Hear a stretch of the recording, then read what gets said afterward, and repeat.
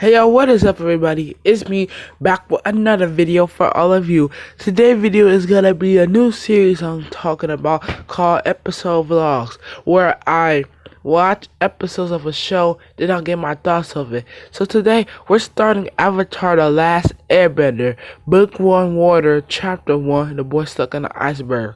Now, I already watched the full season of this show. Like, this is what I do when I do an episode 1. First, I'll watch the season, then go back to see little details that's gonna pop up, just to try to see it. So yeah, this is a new series I want to start on. So yeah, hope you guys enjoy. Remember to like, subscribe, tell me down below to let me know what you think. Join my Instagram and follow me on Twitter. Yeah. So let's get started, shall we? So the episode is called Book 1 Water, Chapter 1, The Boy Stuck in the Iceberg. So yeah, the series, Avatar: The Last Airbender. The release date was February 21st, 2005. Yeah, so this episode was written by Michael Dante, DiMartino Brian, I think. I cannot pronounce some of these names. I'm sorry. Kane Tizoka. Additional writers was Aaron Hazes, I don't know, Peter Goldfinger, and Josh Stolber. It was directed by Dave Filoni something. Animation with GM Animation. The guest stars was Mako, Uncle Iroh, and Milty Britt Grand. So yeah, the episode guide, the Avatar returns. Yeah. So yeah, it's about the first episode of Avatar. The Boy in the Iceberg, the first episode of Book 1 Water of the Avatar: Last Airbender release date is debuted on February 21st, 2005. So my thoughts on this episode. I really did enjoy it. I came back to watch this series for nostalgia, and I love this little details put into it. I do love it. I like this show, but I love this show when I was like really growing up, while I was still airing on TV, like on Nick, a lot. Now it barely airs on Nick, and if it does, it's like 5 o'clock in the morning. It's like that with Legend of Korra too. But yeah, but I'm gonna get my thoughts. Well, let me give you a quick summary of it. While fishing, siblings Katara and Sokka discover Aang, a young boy frozen in an iceberg. After freezing him and his flying bison named Appa, they learn his identity as the Avatar. Lone thought instinct, and brings him back to their village on the southern water trial. After witnessing the beam of light that shot up from the sky after the two broke through the ice, Zuko, the prince of the Fire Nation, tasked with finding the long lost Avatar to restore his honor, become wait, I'm sorry guys, become in, what is this? I cannot see. It's a big gap. I'm sorry, guys. I don't see it's disconnected with this word. Intent of capturing him. Wow, this is a big gap. I got confused right there, guys. I'm sorry. While playing, angry Katara mistakenly triggered a booby trap in the Ancient Fire Nation, revealing Aang's whereabouts to the nearby Zuko. Long ago, the Avatar kept the world, yeah, but so that's basically like the summary and plot of this episode. The boy stuck in the iceberg. This is a good episode to start off, cause like first you start off with like Aang in the iceberg, right? And then it's like this boy. Since the title of the episode says that he got to be the Avatar, but like you would tell when Katara on the ship, on the bison, she asks, who are you? Do you know the Avatar? He got real kind of scared, and I know people that know him, but I don't know him. Like he don't want the responsibility of being the Avatar. That's a nice little touch there. Like just saying that he don't want his destiny. Like he not confident in his destiny. But But let me give you a little introduction. Long ago, the legendary Avatar kept the world and its four nations at peace with each other. However, the Avatar disappeared 100 years ago prior and has not been seen since. During that time, the traditional Fire Nation used the opportunity to wage war with the other three nations. So this basically seems like the Fire Nation. The Fire Nation is like basically raging war against the other nations. And the Avatar, like, he was gone. Now, how is he gone? He was stuck in an iceberg. If you want to know more about that, watch my later vlogs, like, on the show, because it is gonna be explained. Yeah. 100 years passed, and the people began to lose hope that the Avatar would ever return and bring peace back to the world. Even the Southern Water Tribe, located in the distant South Pole Sea, has been affected by the Fire Nation War. The men of that tribe all sailed aboard the fight, leaving behind the women and children. Sokka and his younger sister Katara, the oldest of the tribe children in the South Pole. So yeah, that's basically saying like they family and family, they gone. The Fire Nation in other eyes is like bad people, what they did. Now again, if you want to know more about how the war started, you have to like wait to the next vlog, like on that episode. But like it do tell you. But like what I think is that fire, listen, you gotta think about it. Fire is a powerful weapon to have. If a human gets too much power, of course they'll be corrupt with it and things like all that. And that's like fire. It's a thought of mine.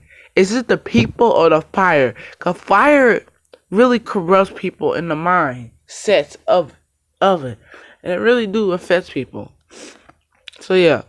A little synopsis. Two siblings, Katara and Sokka, are out to find a small fish. Like they out fishing and junk. While Sokka prepares to spear fish, Katara attempts and succeeds to catch one by bending her water around it and lifting the bubble above it. Sokka, to his sister's success and ignoring her to look out and catch, readies his spear to strike and accidentally hits the bubble, which the back of the weapon, knocking the fish back into the ocean and directly himself. With the water on the now per bubble, angrily he scrolls Katara, complaining that he always ends up getting soaked whenever she plays with magic water. This shows this mindset of Sokka. Sokka like these like bending is kind of bad, like cause he always getting soaked. He don't refer to it as bending, he refers to it as magic water. Which is pretty funny, cause like he just says, whenever you play with magic water, I always get so. Instead of referring to it as bending, like he thinks like he really don't like it as like that much. She corrects him, pointing out that it's water bending and not magic. Now this brings a loop in your mind. Now they call it bending. And in the Legend of Korra, if you do consider that canon, it explains like how they got the bending, but we have to wait a while for that.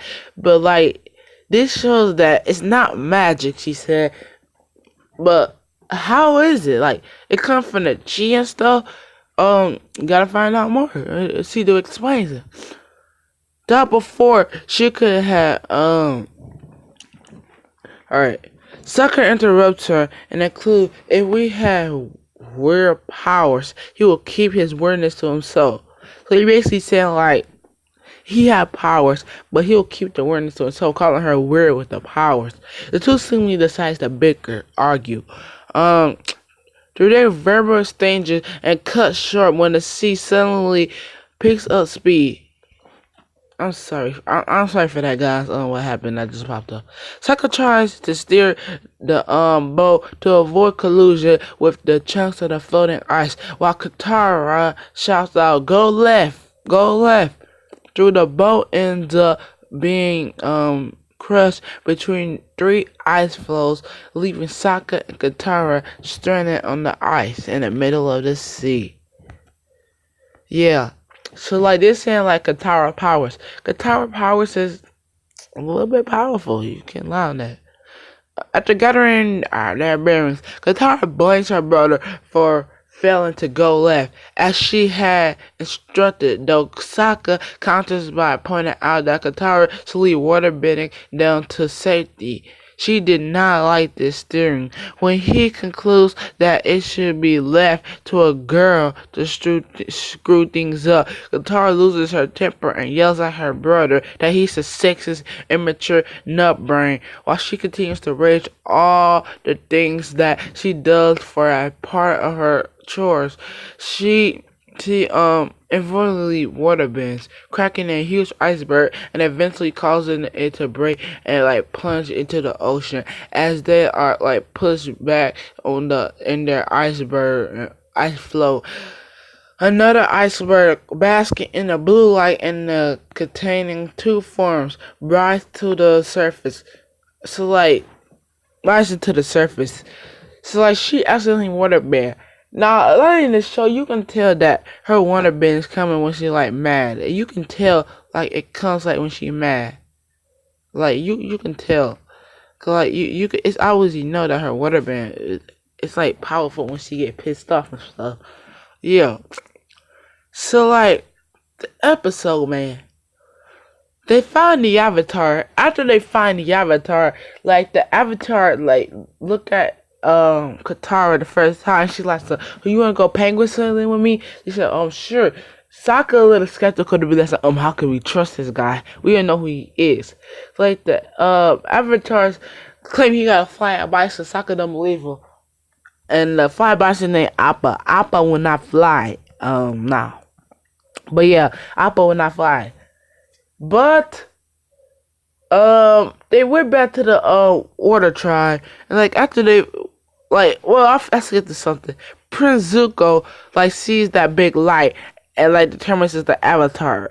Like Aro, like his uncle, like, so you attempted this journey a while. And this happened a long time, and then that's when like you can tell he been doing stuff for a while, like doing this for a while, and like you could tell something about him. He want to capture the Avatar, but you don't know what his goal is to capture the Avatar for, to be honest.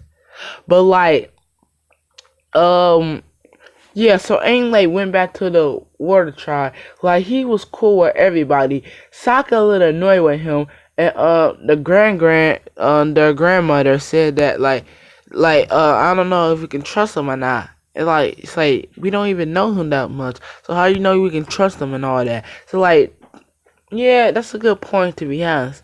Then that's when Katara sees the tattoos on Aang and determines he's the Avatar. That's when Katara asks him like, can you like teach me waterbending and stuff? She said, oh, okay, like, and then Aang went on this booby trap Fire Nation ship, and then like he said that if you wanna like be a true waterbender, you gotta let go of fear, which is a little stupid to go on there. But Aang, think about this. He's been gone for 100 years. Now everybody was talking about the war. He has no memory of the war whatsoever. So he does not like actually know. You see what I'm saying? He don't got no memory of the war, so he don't know. So like Aang like went on this booby trap Fire Nation shit, and like Katara tells him you've been gone for 100 years. Then he likes to no. Then like something happened on the ship. That's when they said, look, come on, let's leave. That's when the booby trap happened. Then they set out the Fire Nation and they got off the ship. That's when everybody like said, Aang, you're not welcome here. Aang left and the Fire Nation like gonna come and jump. So yeah, that's the episode. My thoughts on it? I really did like the episode. Good way to start off the series. Let me know down below if you want me to do more vlogs. Comment down below. Let me know what you think. Like I said in the beginning, follow me on Twitter, Instagram, and all that.